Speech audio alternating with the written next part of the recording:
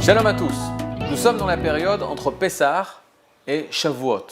Shavuot est appelé dans la Torah Atzeret. Atzeret qui veut dire la Atzor. Atzor, ce qui veut dire s'arrêter, stopper. En fait, Shavuot est la fin de la fête de Pessah. Selon la vision des Mekoubalim, des Kabbalistes, on voit Pessah comme le début de la naissance du peuple d'Israël et Shavuot comme la fin de sa naissance. Pessah représente la naissance au niveau corporel du peuple. Le Ham Israël, le peuple d'Israël est sorti d'Égypte. Même si au niveau spirituel, on était au 49e degré d'impureté, nous sommes sortis, nous sommes nés comme cet enfant qui vient de sortir du ventre de sa mère. C'était l'époque de Pessah, les 7 premiers jours de Pessah.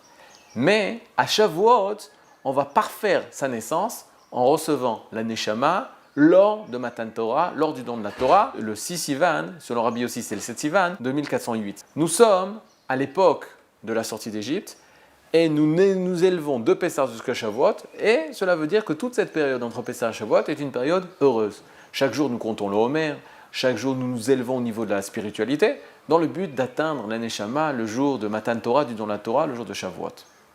Mais au cours des années, voilà plus de 1800 ans, il s'est passé une catastrophe au niveau national, au niveau de notre peuple. Nous étions sur notre terre et il est arrivé que les Romains sont arrivés en Eretz Israël. Ils ont détruit le Beth Amikdash en 68. Depuis l'époque de la destruction du Beth Amikdash, on a été dominé par les Romains et en 132 s'est levée la révolte, la grande révolte, à Mered Agadol, on dit en ivrite. Mered, c'est la révolte, Agadol, la grande révolte menée par un général, Bar Korva. Bar Korva va se révolter contre les Romains. Ils vont bien préparer leur révolte pendant quelques années, avant l'an 132, et un beau matin, ils ont décidé de se révolter contre les Romains, de façon à repousser la souveraineté romaine en terre d'Israël. Bar Korva va réussir à repousser Rome sur une époque de 3 ans, de l'an 132 en l'an 135. En l'an 135, les Romains vont réussir à écraser la révolte de Bar Korva et Hadrianus, qui est Hadrien, va décider de raser totalement Jérusalem et les restes du temple et transformer Jérusalem en la ville de Alea Capitolina, la capitale des dieux, et faire en l'emplacement du temple un endroit, un temple gréco-romain.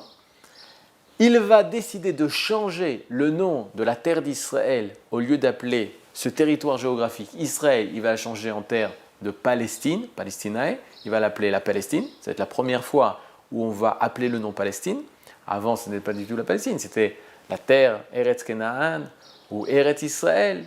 Mais à partir de 135, Hadrien, décide de changer le nom pour faire oublier toute mémoire juive dans cette partie du globe terrestre.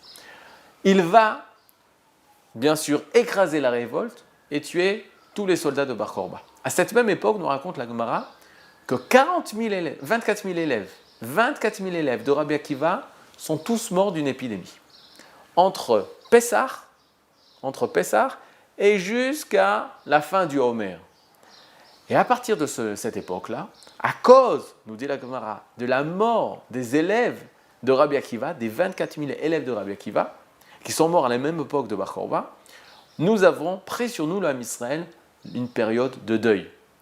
Après Pessah, après les 7 jours de Pessah, nous rentrons dans une période de deuil jusqu'au 33e jour du Homer, jusqu'au Lag BaOmer, où il nous est interdit de nous couper les cheveux, il nous est interdit de faire des achats nouveaux, toutes les lois de deuil que nous connaissons entre la période de Pessah jusqu'à la période du Lag BaOmer, du 33e jour du Homer.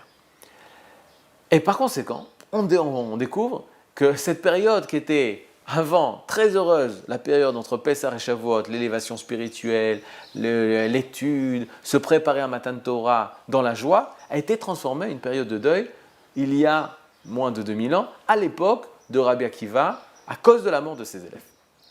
Nous allons essayer de comprendre mieux cette période à travers les sources de la Torah. Que s'est-il donc passé? Pourquoi les élèves sont morts?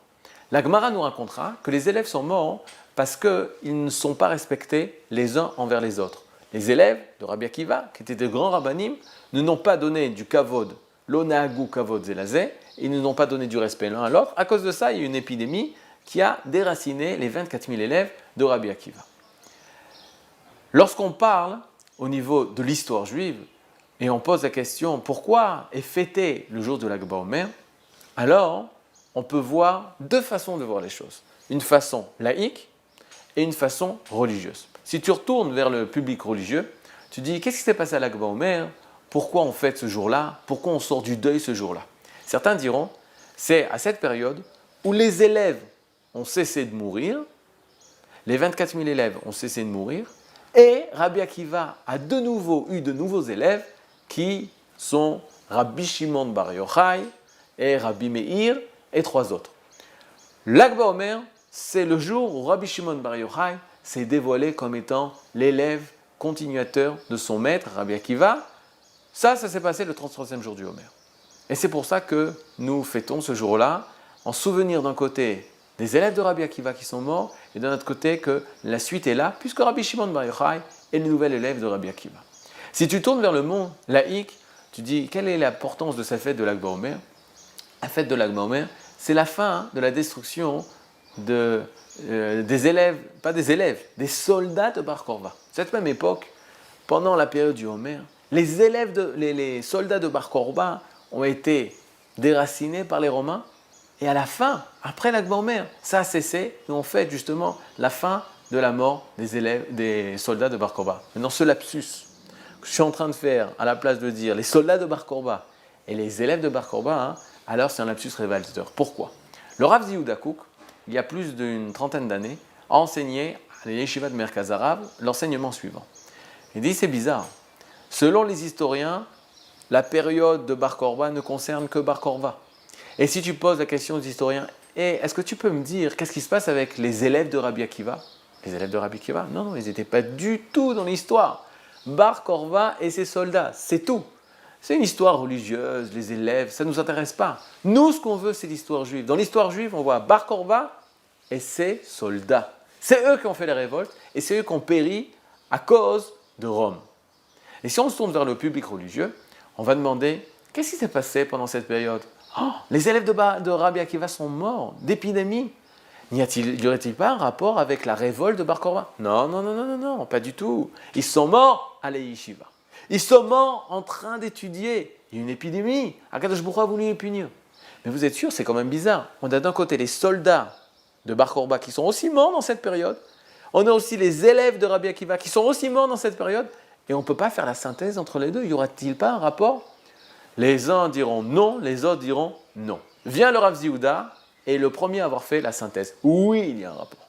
Et il y a forcément un rapport. Et c'est ce qu'on va essayer de découvrir.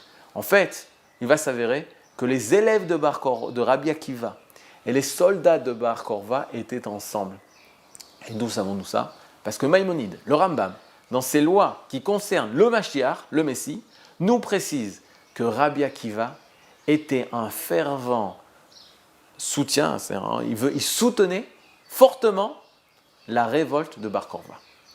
À tel point que Rabbi Akiva disait de Bar Korva qu'il était le roi Mashiach. Mais pour comprendre toute cette période, alors nous verrons la prochaine fois les sources et les Gemarot, les traités, qui parlent de cette période un peu obscure et qui est tellement importante pour les jours que nous vivons. En effet, dans cette même période, Akadosh Baruch Hu a voulu qu'il y ait la fête de Yom Ha'atzmaut, le jour de l'indépendance, qu'il y ait la fête de Yom Yerushalayim, le jour où on a libéré Jérusalem. Et 2000 ans plus tard, on retrouve ce que les soldats de Bar Korba n'ont pas réussi. Alors nos soldats d'Israël, voici 66 ans, eux ont réussi. Et pour finir, je vais raconter une histoire importante. Il y avait le premier Ramatkal d'Israël, Yigal Yadin. Il était très porté dans l'archéologie, dans tout ce qui concerne l'histoire d'Israël. Un jour, il était dans des montagnes où il a trouvé des grottes de Bar Korba, où les soldats de Bar Korba s'étaient cachés. Et il fouille, et qu'est-ce qu'il découvre? Il découvre des parchemins de l'époque de Bar Korba, mais mieux que ça, des parchemins écrits par la main de Bar Korba. Or, nous savons, par le traité de Jérusalem, qui dit que Bar Korva, on l'appelait comme ça en Israël, mais il avait un autre nom. C'était Shimon Bar Kosiva. Kosiva, c'était son nom. Et Yigal Yadin, il trouve des parchemins sur lesquels il y a marqué Shimon Bar Kosiva. Et qu'est-ce qu'il trouve dans cette lettre? C'était une lettre signée par Bar Korva qui commandait des loulavim pour ses soldats. Il y a 2000 ans, regardez comment Kadosh Baruch Hu fait les choses. Le dernier général d'Israël, Bar Korva, envoie un message pour pouvoir commander des loulavim pour la fête de Sukkot pour ses soldats. Et qui va trouver le message? Le premier chef d'état-major de l'État d'Israël. Akadosh Baruch Hu, même dans un écart de 2000 ans, il fait le lien. Ce que Bar Korva voulait, ce que Bar Korva a tout fait pour réussir, avec l'aide spirituelle de Rabbi Akiva, il savait que ça réussira. Il savait que son message arrivera au premier chef d'état-major de l'armée d'Israël, Yigal Yadin, et Yigal Yadin a reçu le message, et il pouvait dire à Bar Korva, ça y est, nous allons continuer ce que vous avez fait il y a 1800 ans.